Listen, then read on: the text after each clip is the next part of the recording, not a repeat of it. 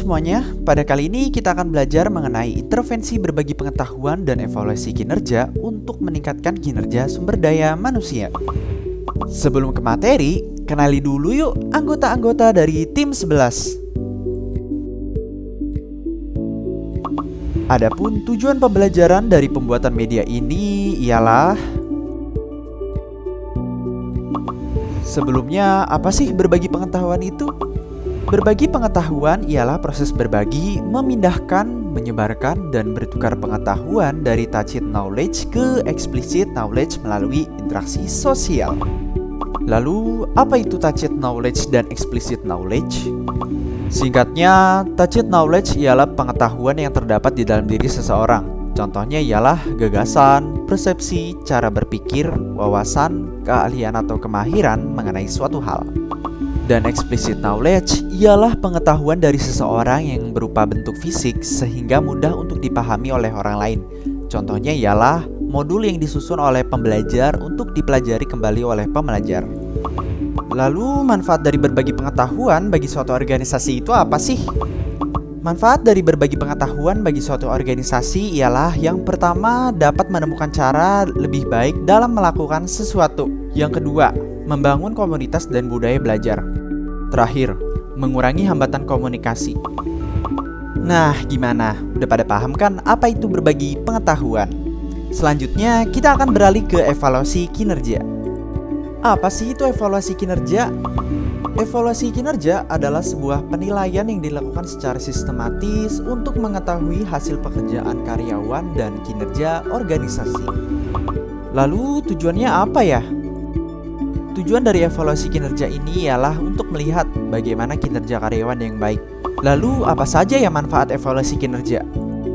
Bagi karyawan, menginformasikan hasil kerja yang diinginkan ke perusahaan dengan mengikuti kepelatihan untuk mengetahui kekurangan dan kelebihannya. Bagi perusahaan, mengidentifikasi sistem kerja dengan mengetahui target dari perusahaan atau organisasi, juga meningkatkan dan menjaga kualitas perusahaan atau organisasi. Lalu setelah mengetahui tujuan dan manfaat evaluasi kinerja, bagaimana sih cara menilai kinerja sumber daya manusia itu? Menurut Kaskio pada tahun 1989, ada 5 cara dalam menilai kinerja suatu sumber daya manusia. Yakni yang pertama ada relevance. Pada poin ini dapat dilihat dari standar tampilan kerja dari suatu tugas dan tujuan organisasi. Yang kedua ada sensitivity. Pada poin ini dapat dilihat dari tingkat keefektifan karyawan. Yang ketiga ada reliability. Pada poin ini dapat dilihat dari tingkat kekonsistenan dalam bekerja. Yang keempat ada acceptability.